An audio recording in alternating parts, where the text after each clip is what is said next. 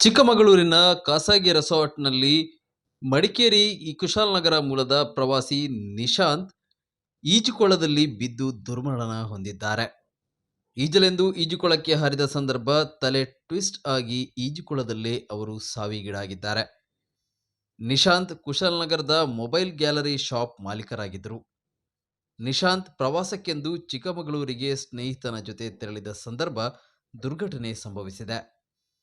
ನೀರಿಗೆ ಹಾರಿದ ನಂತರ ನಿಶಾಂತ್ ಕೈಕಾಲು ಆಡಿಸದ ಕಾರಣ ಸ್ನೇಹಿತ ಹಾಗೂ ಇತರರು ಮೇಲಕ್ಕೆತ್ತಿದರು. ಅಷ್ಟರಲ್ಲಾಗಲೇ ಅವರು ಮೃತಪಟ್ಟಿದ್ದರು. ಘಟನೆಯ ದೃಶ್ಯ ಸಿಸಿಟಿವಿಯಲ್ಲಿ ರೆಕಾರ್ಡ್ ಆಗಿದೆ.